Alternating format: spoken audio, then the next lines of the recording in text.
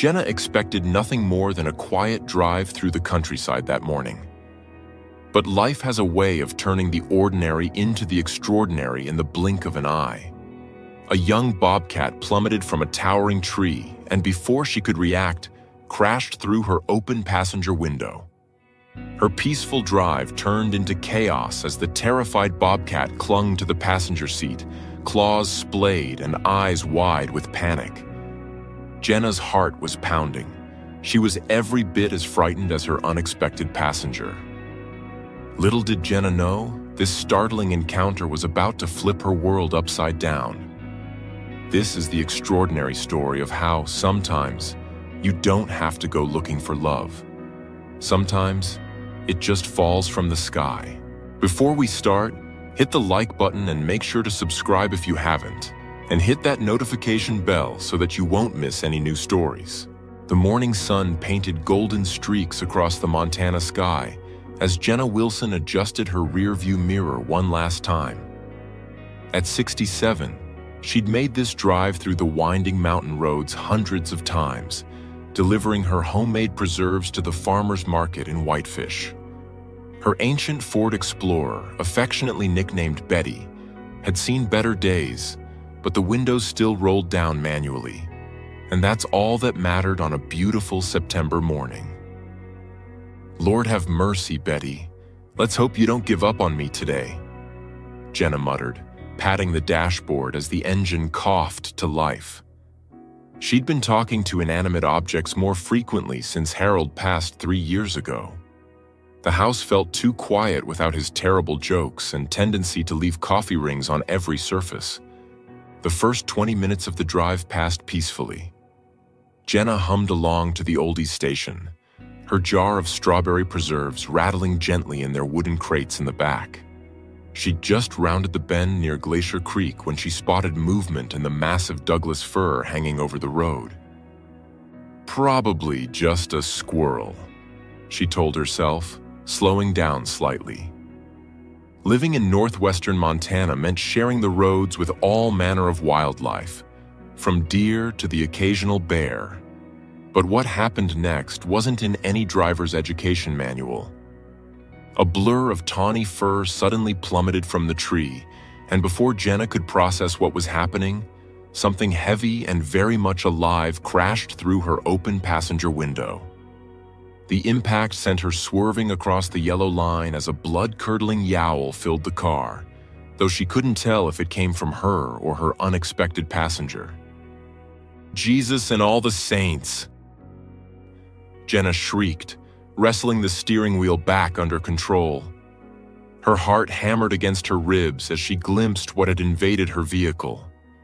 A bobcat kitten, no bigger than a house cat, but with paws that suggested it would grow much larger, clinging to her passenger seat with claws fully extended.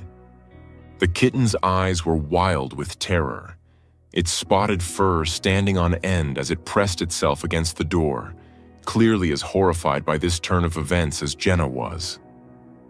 Its little chest heaved with rapid breaths, and it let out another pitiful yowl that sounded almost human in its distress.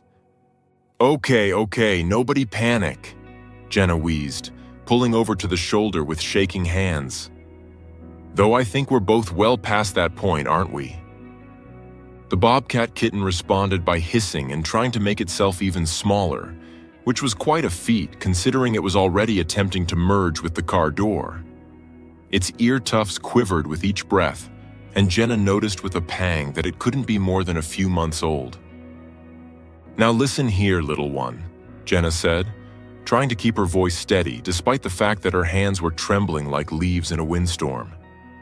"This is my car, and you're the one who dropped in uninvited. Literally dropped in.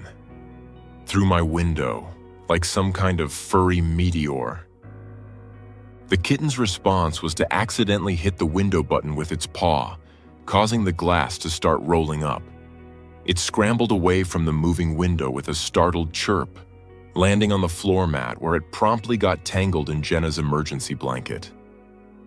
"Oh, for crying out loud," Jenna muttered, watching the kitten's increasingly frantic attempts to escape the blanket only result in it wrapping itself up like a spotty burrito. "Hold still, you little tornado." She reached over cautiously, and the kitten froze, green gold eyes fixed on her approaching hand.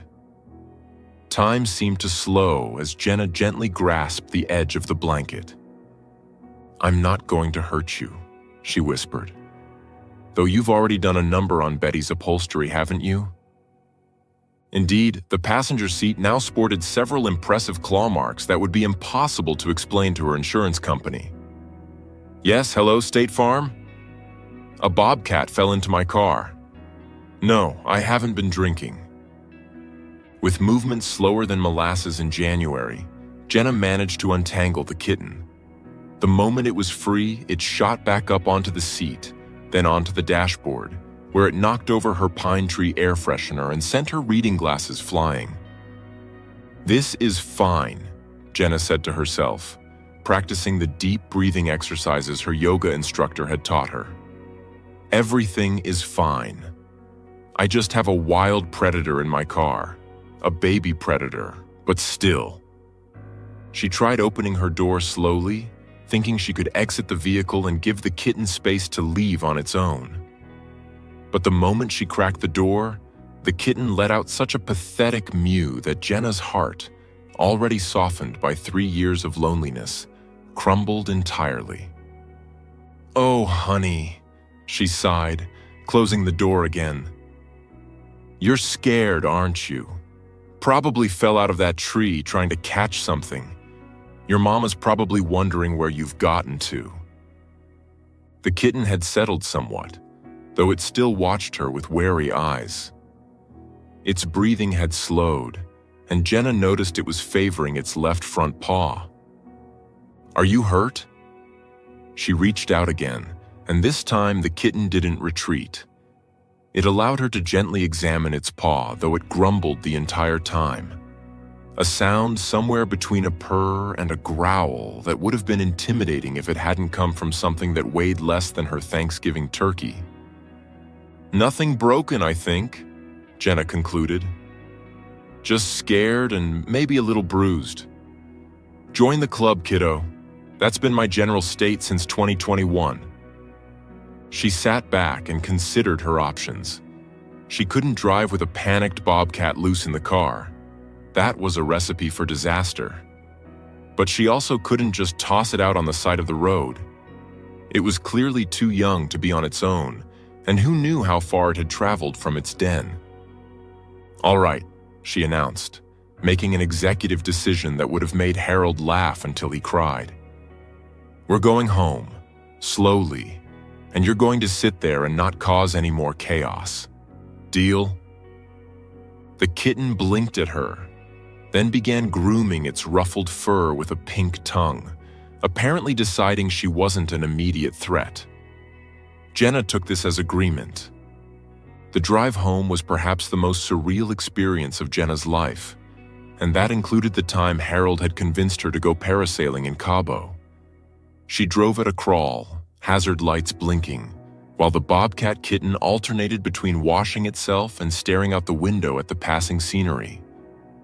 "You know," Jenna said conversationally, because talking seemed to calm them both, "I was just thinking yesterday that the house was too quiet. Though I was picturing maybe a nice tabby cat from the shelter, not this." The kitten paused in its grooming to give her a look that clearly said, "Well, life's full of surprises, lady." 20 minutes later, they pulled into Jenna's driveway. Her neighbor, Tom Bradley, was out checking his mail and nearly dropped his credit card statement when he saw Jenna carefully exit her car while speaking soothingly to something inside. "Everything all right, Jenna?" he called. "Oh, just peachy, Tom," Jenna replied with forced cheer. "Just got a small situation." "Need help?" "No," she said quickly, imagining Tom's face if he saw her passenger. "All under control." Tom shrugged and went back inside, probably thinking she'd finally lost it. Which, Jenna reflected, might not be far from the truth. Getting the kitten inside proved easier than expected. When Jenna opened the passenger door, the little bobcat took one look at the great outdoors, the very outdoors it had just fallen from, and promptly decided the car was safer. It took 15 minutes of coaxing with a can of tuna, Harold's emergency stash which she'd never had the heart to throw away, before the kitten finally followed her into the house. "Okay," Jenna said, closing the door behind them and leaning against it. "Now what?" The kitten answered by immediately disappearing under the couch. Jenna spent the next hour on her hands and knees, peering under furniture and trying to locate her uninvited guest. She finally found it wedged behind the water heater in the laundry room, eyes glowing in the dim light. "You can't stay there forever," Jenna informed it. "And I need to call someone about this. Fish and wildlife, probably. They'll know what to do." But first, she realized, she should probably document this for proof. Nobody would believe her otherwise. She grabbed her phone and managed to snap a photo just as the kitten poked its head out, resulting in what looked like a close-up of a very surprised, very dusty bobcat face, with the water heater looming behind it.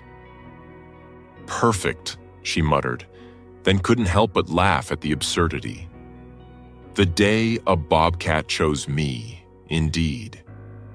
She called Montana Fish, Wildlife and Parks, explaining her situation to an increasingly incredulous officer.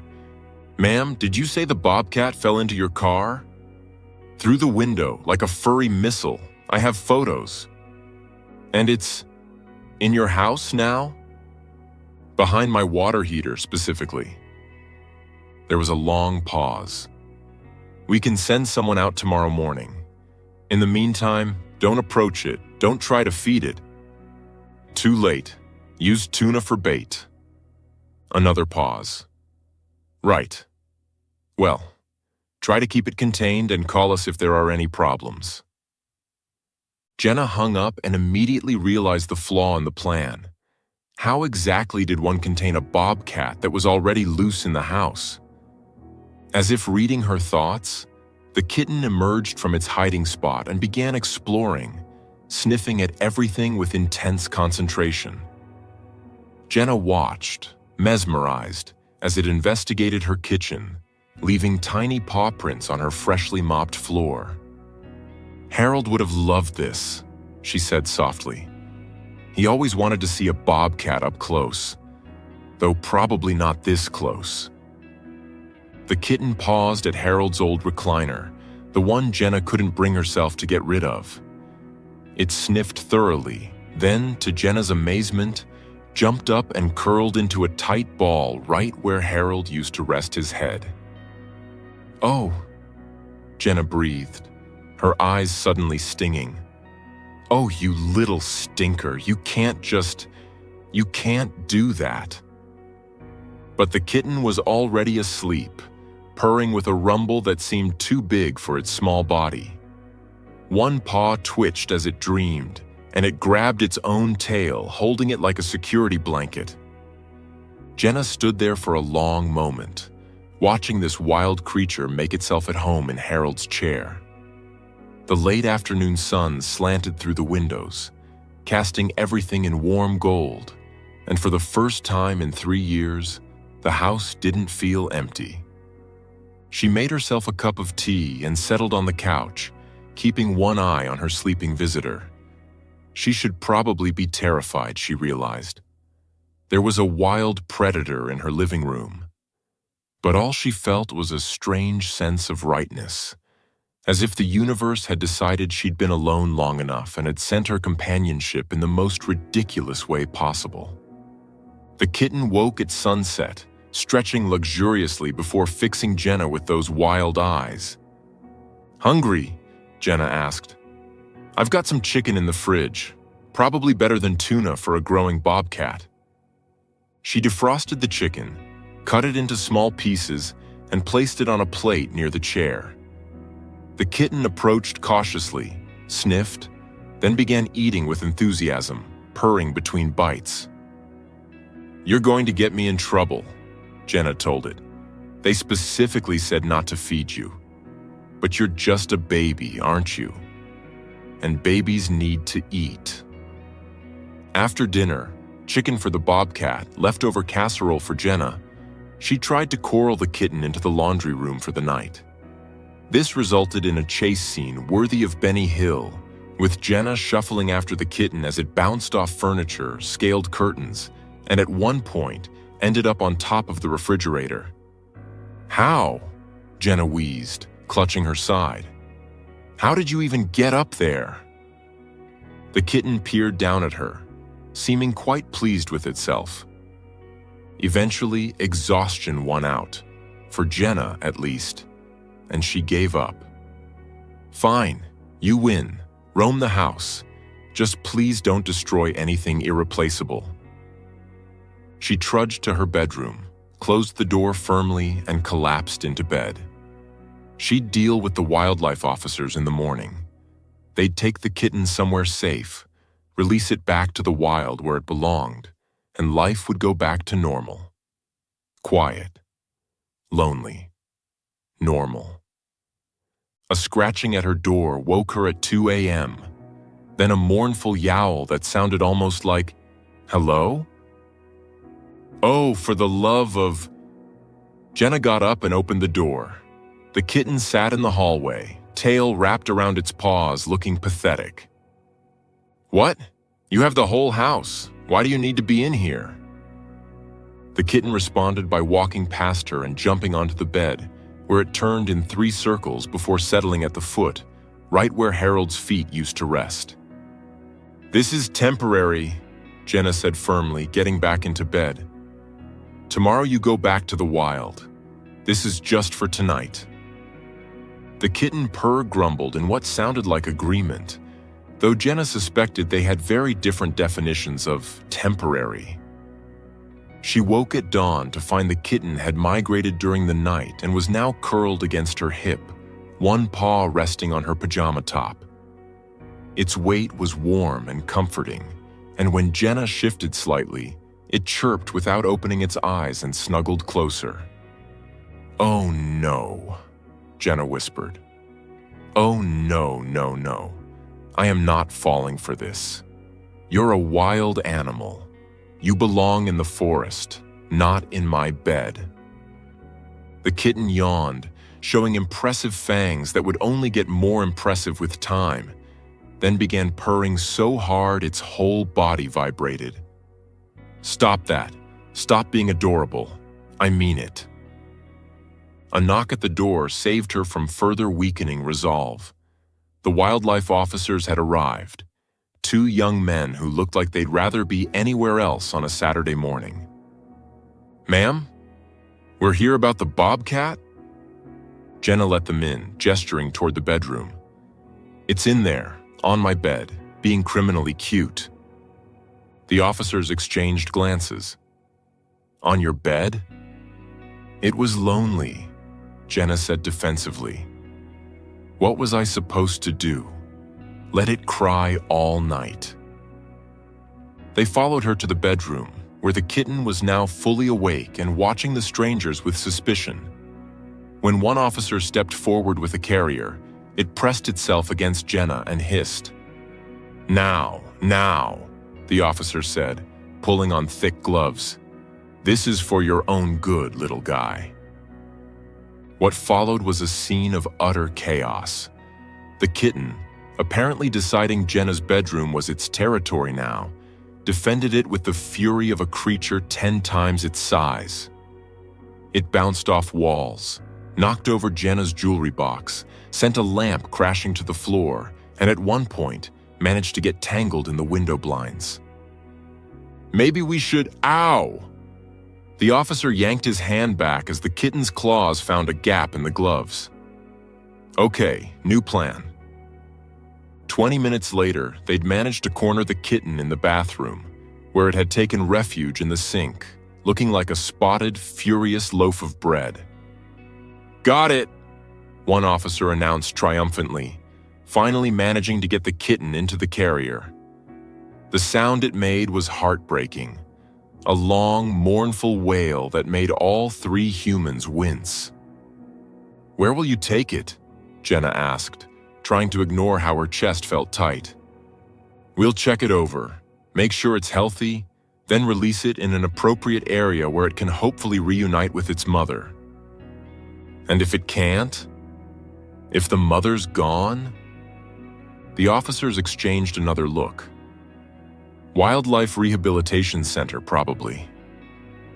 Though bobcat kittens this age, it's tough. They need specialized care. Jenna looked at the carrier, where the kitten had pressed its face against the bars, still crying. Its eyes found hers, and something in her chest cracked wide open. "Wait," she heard herself say. "Just wait a minute." "Ma'am?" She thought of her empty house, the 2 quiet mornings, the chair that still smelled faintly of Harold's aftershave. She thought of how the kitten had curled against her in the night, trusting and warm.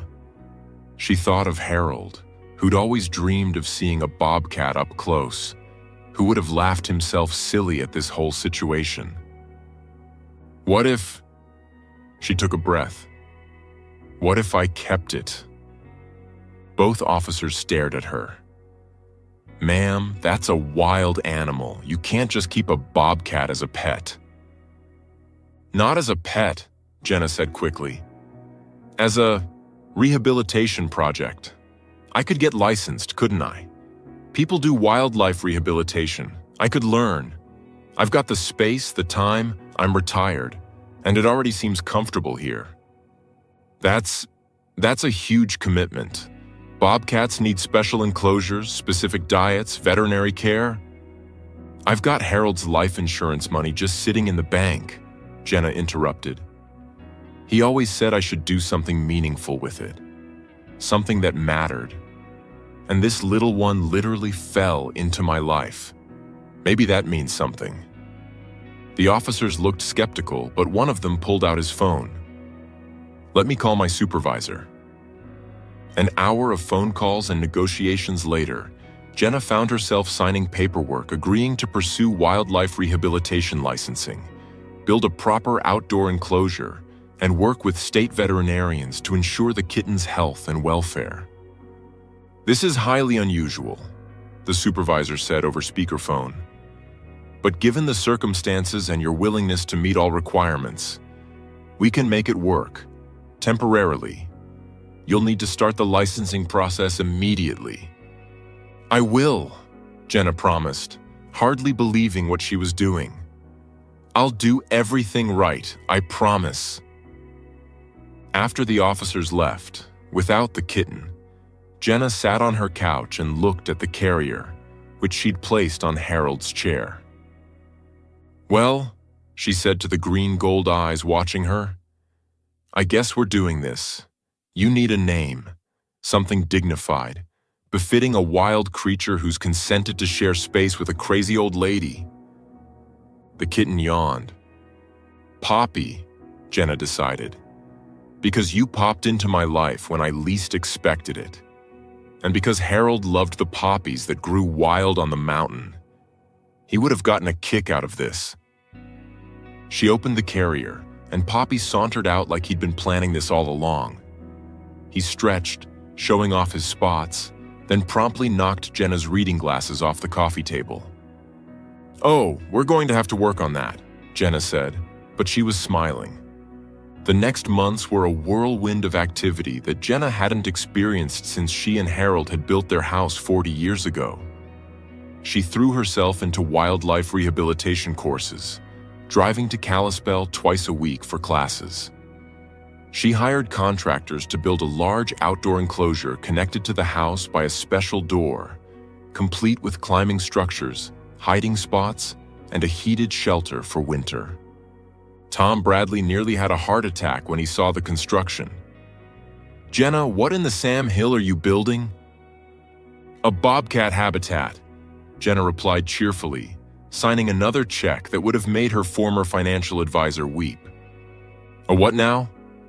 "For Poppy," He's my rehabilitation project.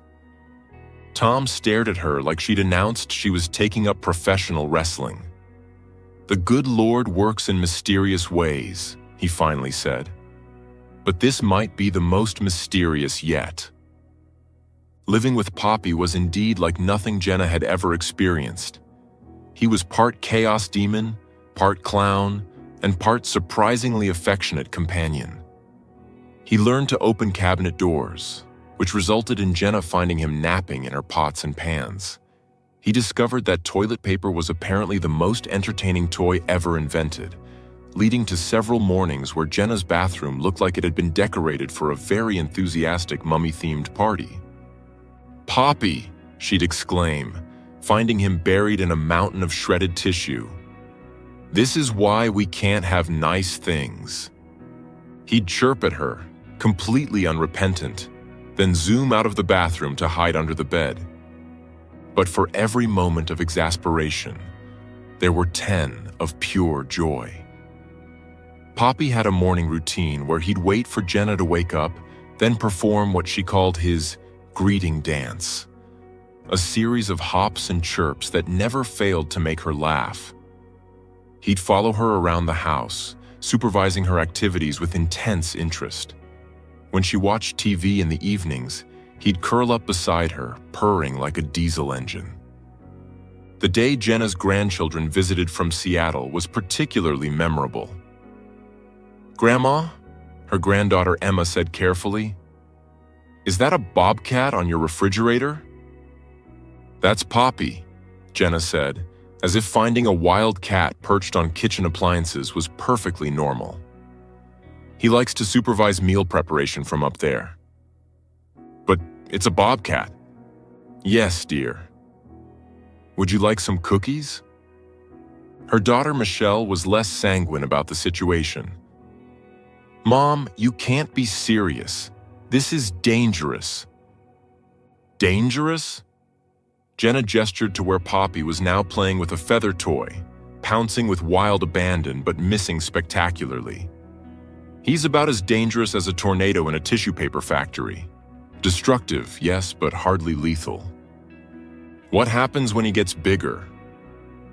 "Then he'll be a bigger tornado," Jenna said simply.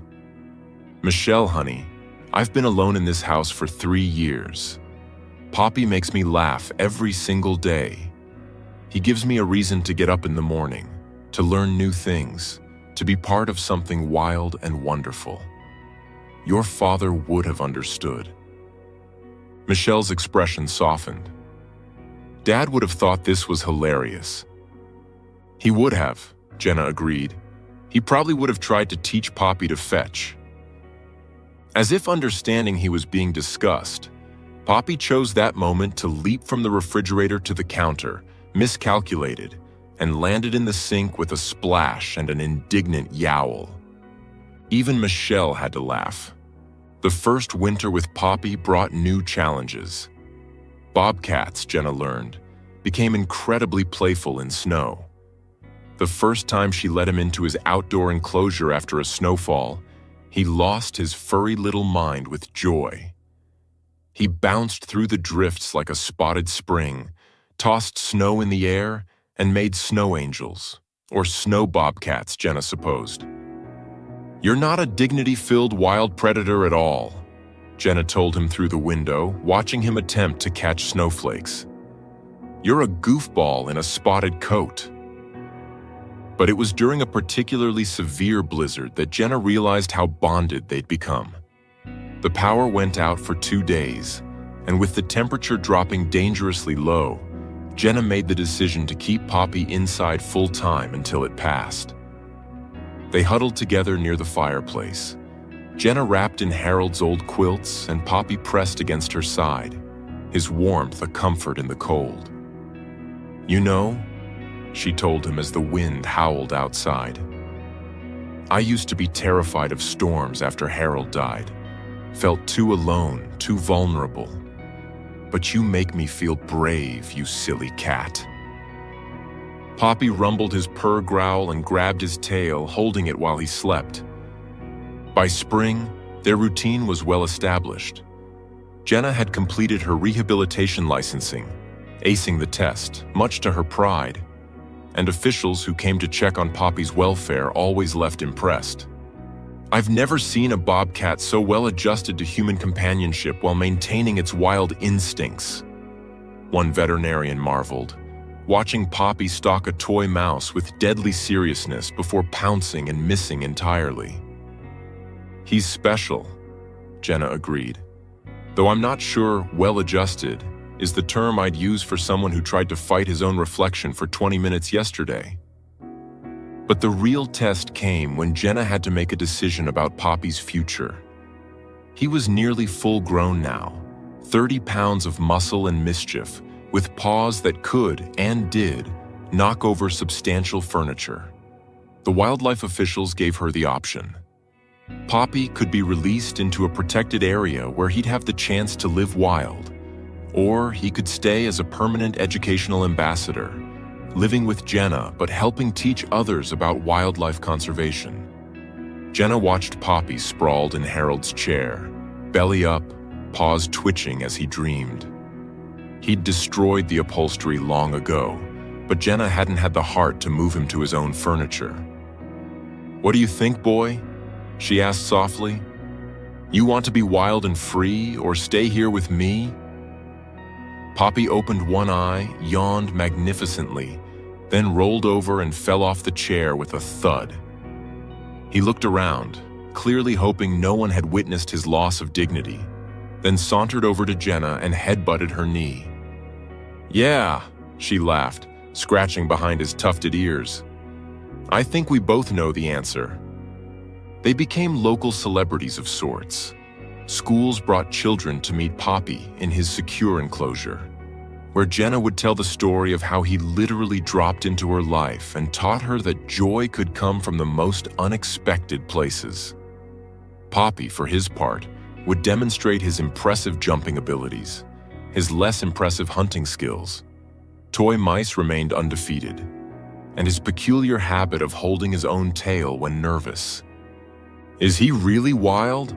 one little boy asked during a visit. "He's exactly as wild as he wants to be," Jenna replied, watching Poppy perform for his audience. "Which today seems to be about as wild as a house slipper, but yesterday he caught a bird right out of the air.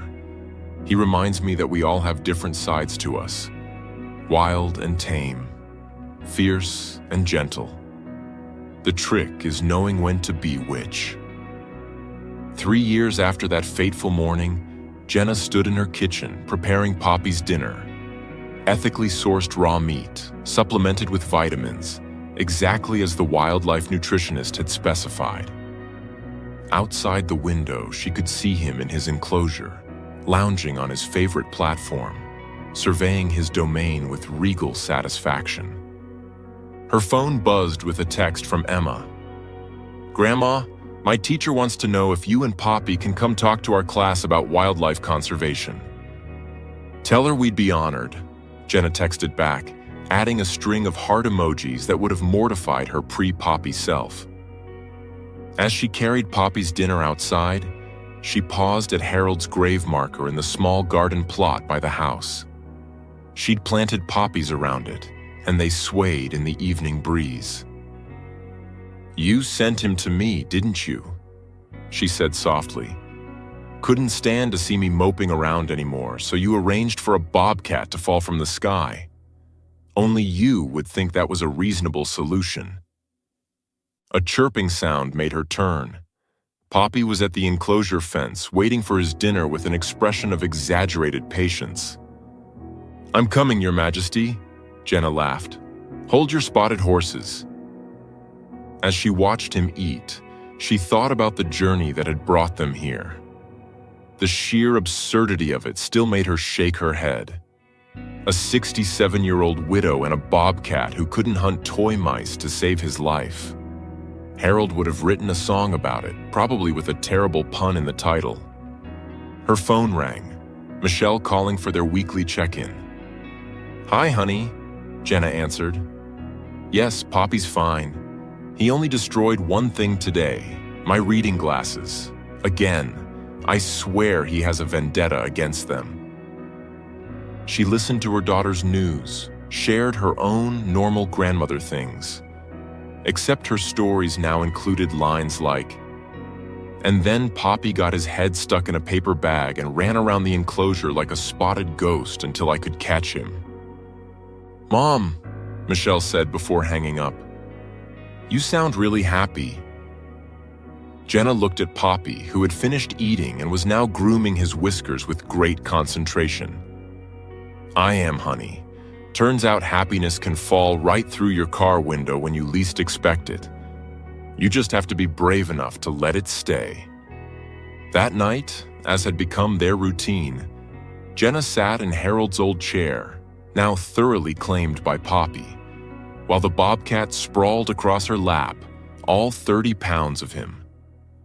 He purred like a broken motor as she stroked his spotted fur, occasionally chirping when she hit a particularly good spot. "You know what the funny thing is?" she told him. "Everyone thinks I saved you. But we both know better, don't we?" Poppy grabbed his tail, holding it close as he dozed off, safe and loved and exactly where he belonged. Outside, the Montana stars wheeled overhead, and somewhere in the distance, a wild bobcat called to its mate. Poppy's ears twitched at the sound, acknowledging his wild heritage, but he didn't stir from Jenna's lap. He was home. They both were.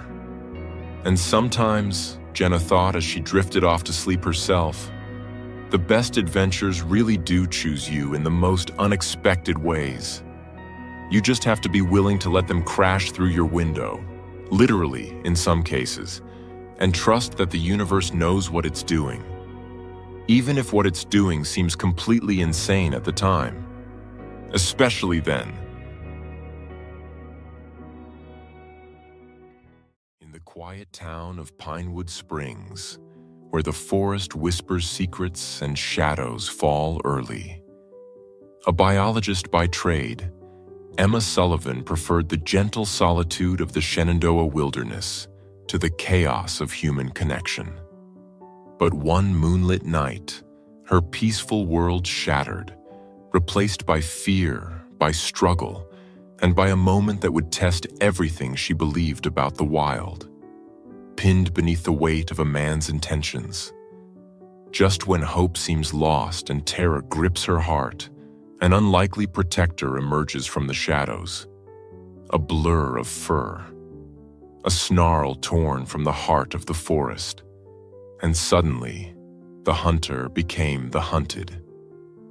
What happens when nature itself intervenes in a twist of fate no one could foresee? This is the story of an unlikely protector.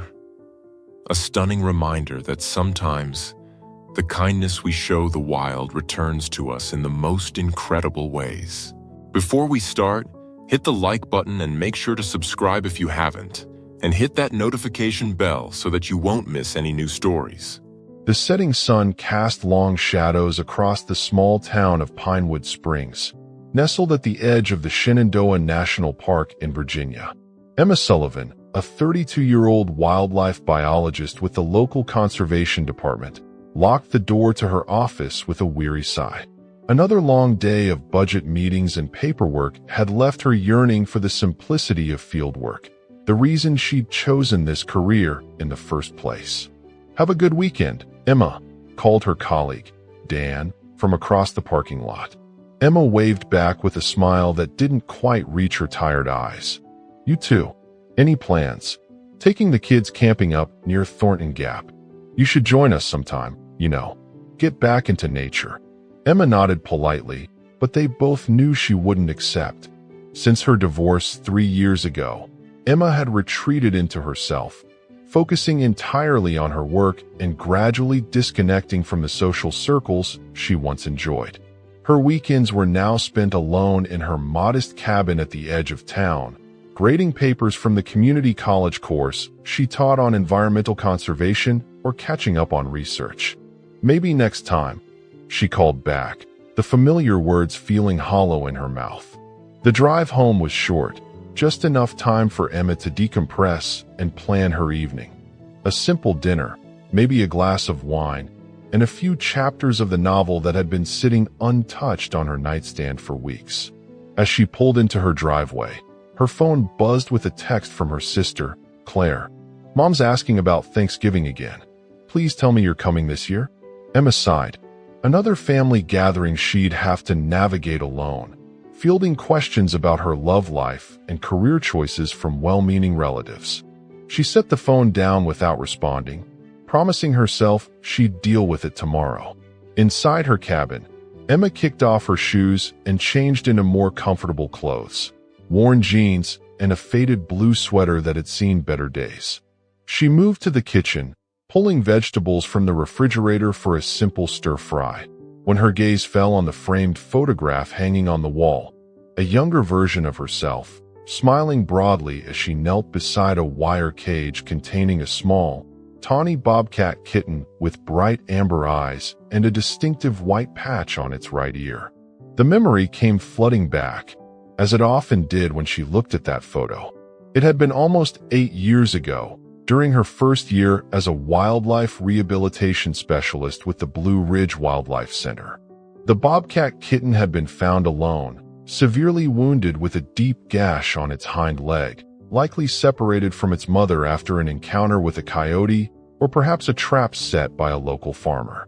Emma had named him Rufus, though the center's policy discouraged naming animals to prevent attachment. For 6 weeks, she had nursed the little fighter back to health, marveling at his resilience and the fierce dignity he maintained even while injured. Unlike other wild animals she'd treated, Rufus never fully feared her. He'd watch her with those intelligent amber eyes, seeming to understand she was trying to help. The day they released him back into the wild had been bittersweet. Emma remembered standing at the edge of the forest, opening the carrier door, and watching the young bobcat take hesitant steps toward freedom. He had paused at the tree line, turning back to look at her one last time before disappearing into the underbrush. That moment had cemented Emma's dedication to wildlife conservation, a memory she held close during difficult days. The harsh buzz of her phone startled Emma from her reverie. Her sister again. "Seriously, Em, just say yes. Mom's getting older and she misses you. We all do." With a pang of guilt, Emma typed back, "I'll think about it. Promise." She set her phone down and finished preparing her dinner, eating alone at her small kitchen table while scrolling through emails on her tablet. One message caught her attention, a request from the community center to give a presentation on local wildlife next month. It would mean more work, but also a chance to share her passion with others, perhaps inspire a new generation of conservationists. Emma marked it as unread, promising herself she'd consider it over the weekend. After dinner, restlessness settled over her. The walls of her cabin seemed to close in, the silence too complete. On impulse, Emma grabbed her jacket and flashlight. A walk would clear her head, and the full moon provided enough light to navigate the trail behind her cabin that led to Wilson's Creek, her favorite thinking spot. The crisp October air filled her lungs as Emma followed the familiar path, listening to the nocturnal sounds of the forest coming alive around her. An owl hooted somewhere in the distance, and small creatures rustled in the underbrush. These sounds had always comforted her, a reminder that she was part of something larger than herself and her problems. Reaching the creek, Emma settled on a smooth boulder and gazed at the water reflecting moonlight. How had her life become so isolated? After the divorce, she'd thrown herself into work, telling herself it was temporary, just until she healed. But 3 years had passed, and here she was, alone on a Friday night, avoiding her family and keeping colleagues at arm's length. Lost in thought, Emma didn't immediately register the sound of footsteps approaching from the path behind her. When she did, a chill ran down her spine. Nobody else usually came to this secluded spot, especially not after dark.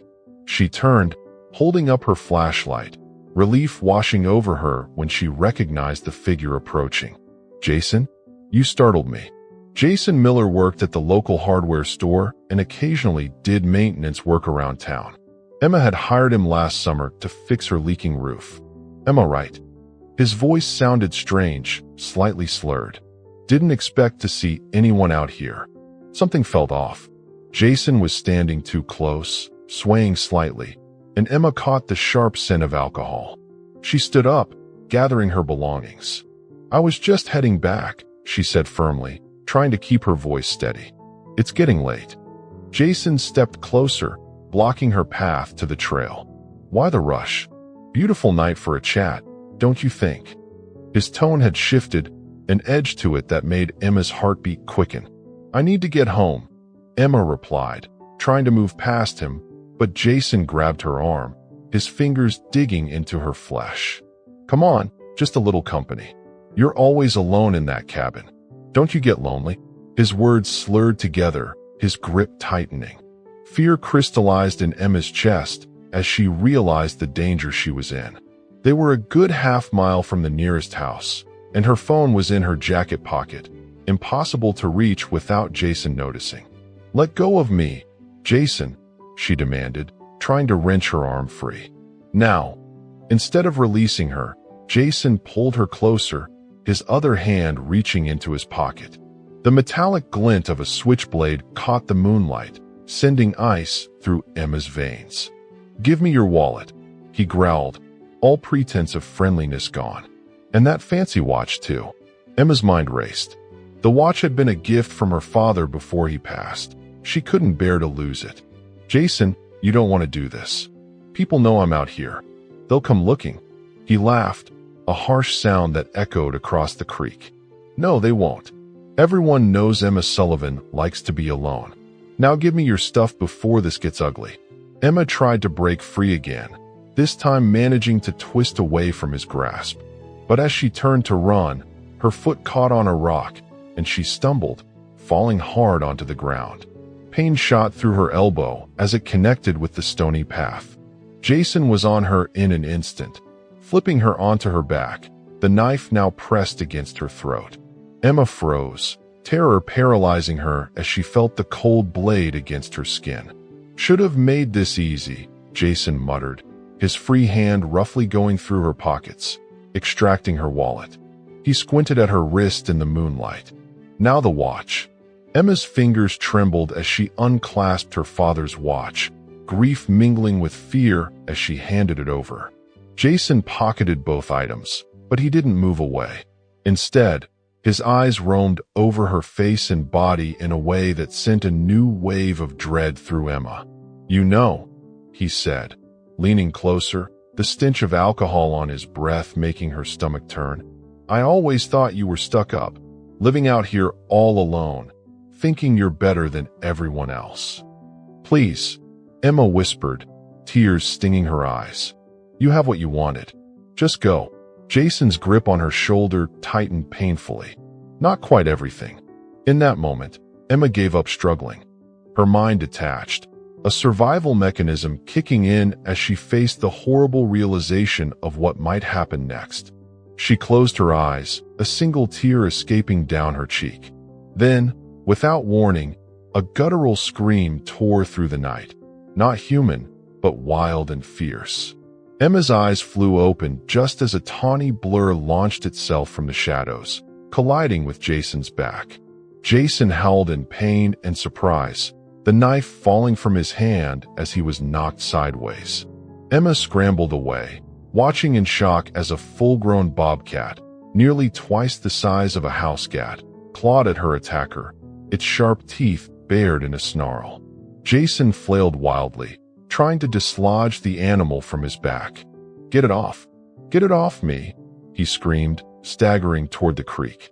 In his panic, Jason lost his footing on the slippery bank and went down hard, his head connecting with the edge of a large rock at the water's edge. The sound of the impact made Emma wince, and Jason went limp, the bobcat leaping clear as he collapsed. For a moment, the only sounds were Emma's ragged breathing and the soft gurgle of the creek. The bobcat stood perfectly still, just a few feet away from Jason's unconscious form, its sides heaving with exertion.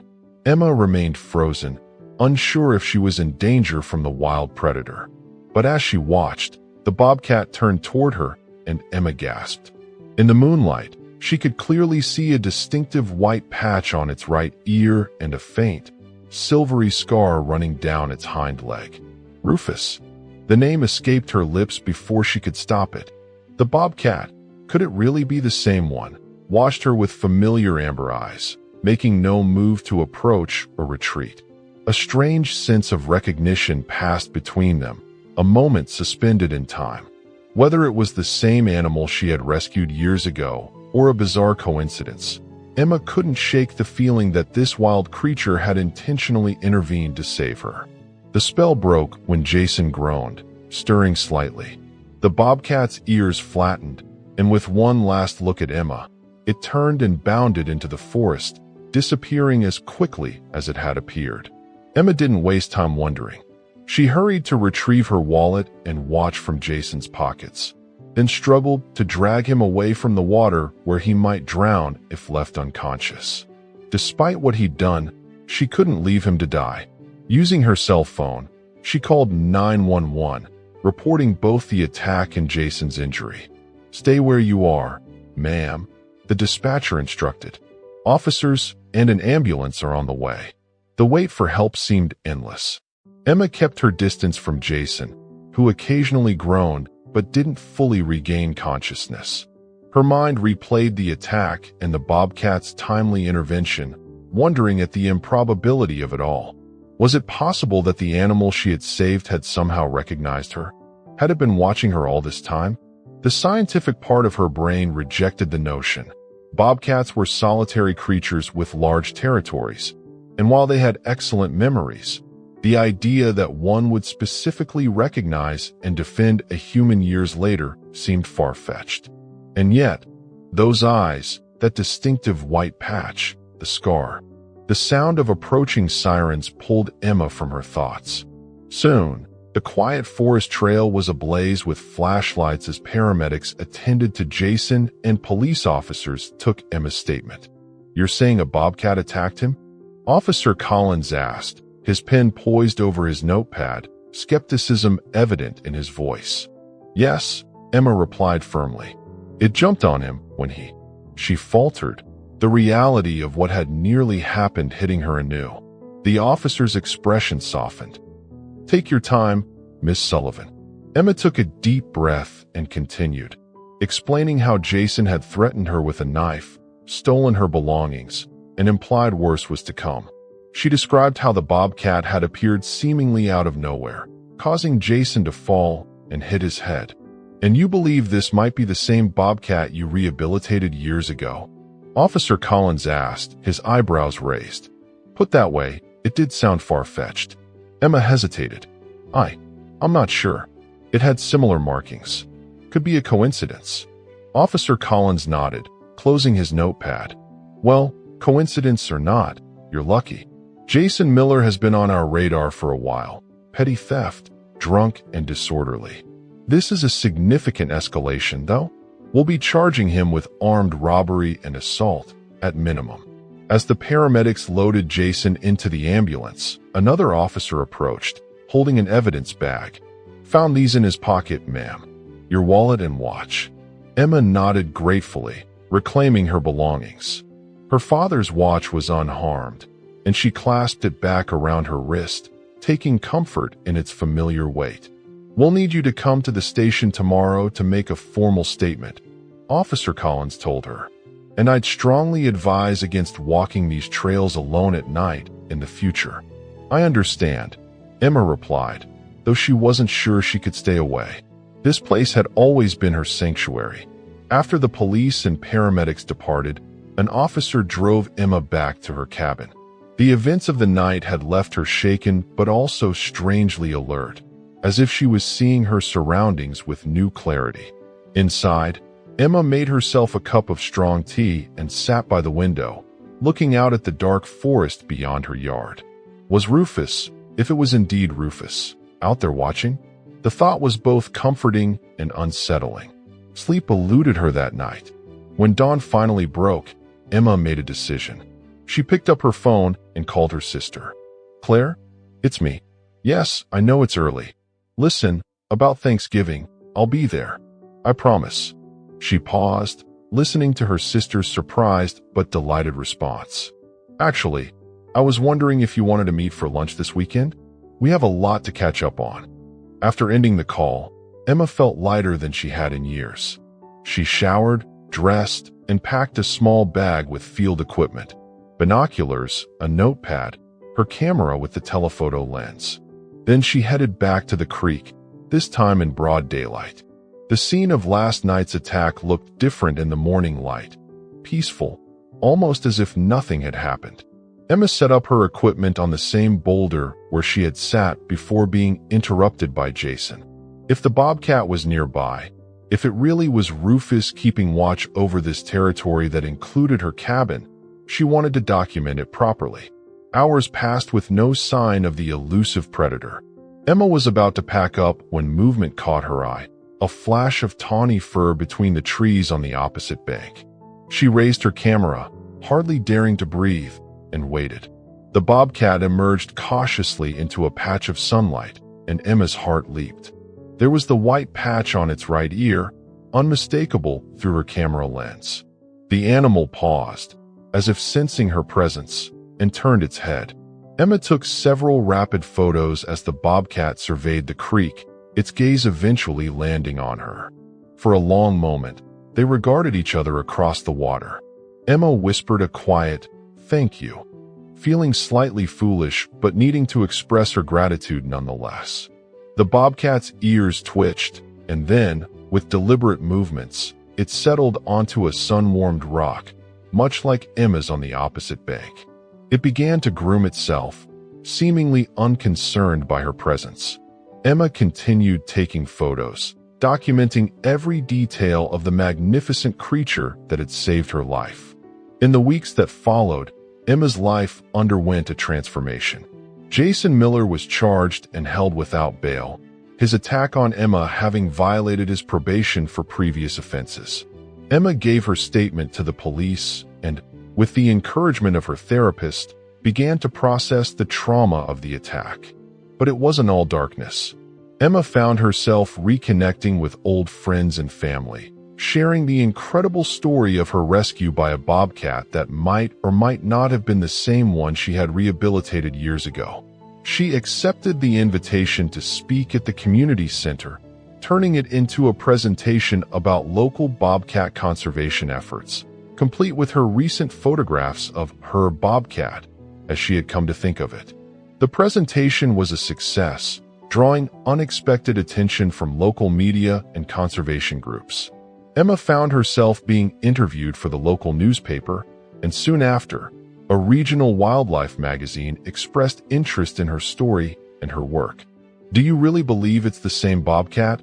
reporters would inevitably ask. Emma's answer became practiced. "Science tells us it's unlikely.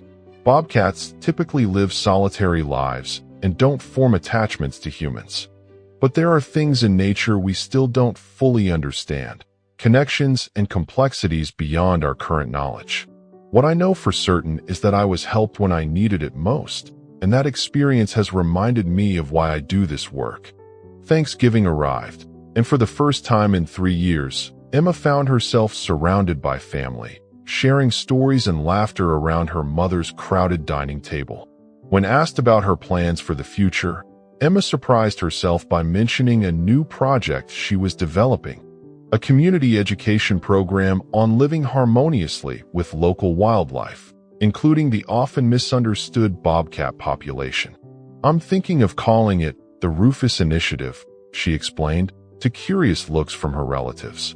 As winter settled over Pinewood Springs, Emma continued to occasionally spot her bobcat during her now regular but always daylight visits to the creek.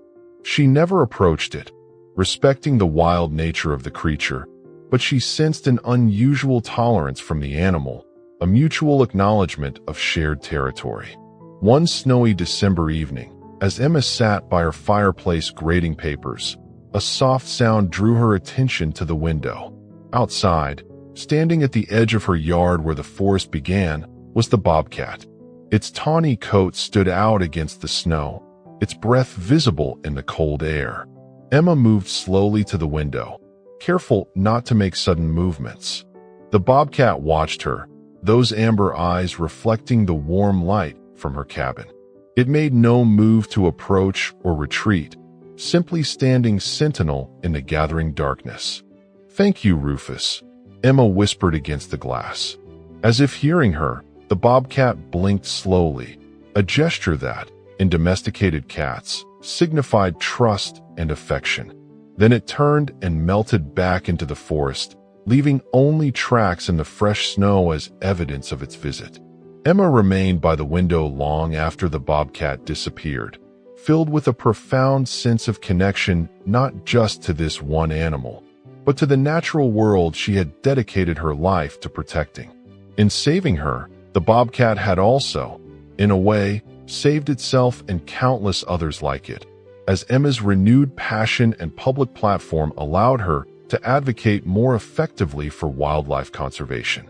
The encounter had shown her that the boundaries between humans and wild animals, while necessary to respect, were perhaps more permeable than she had believed. That kindness could flow in both directions across that divide, creating unexpected bonds that transcended species. As Emma finally turned away from the window, her phone pinged with a text from Claire. Community Center called. "They've had so many requests for your next talk that they're moving it to the high school auditorium." "Famous much?" Emma smiled, typing back, "Not famous. Just lucky to have a very special co-presenter, even if he never actually shows up." Setting her phone down, Emma returned to her grading, but her mind kept drifting to the bobcat's visit and the strange, wonderful turn her life had taken. She had spent years healing animals, never expecting that one day, one might heal her in return, not physically, but by reminding her of her connection to others, both human and wild. Outside, snow continued to fall, covering the bobcat's tracks, but Emma knew it was out there, moving through the forest that they both, in their own ways, called home. And for the first time in years, Emma felt she was exactly where she belonged, part of an intricate web of relationships, seen and unseen, that made life meaningful. In saving each other, the woman who healed a wounded bobcat kitten and the grown bobcat who stopped an attacker, they had both found a path back to the world, a reminder that sometimes the kindness we show returns to us in ways we never could have imagined.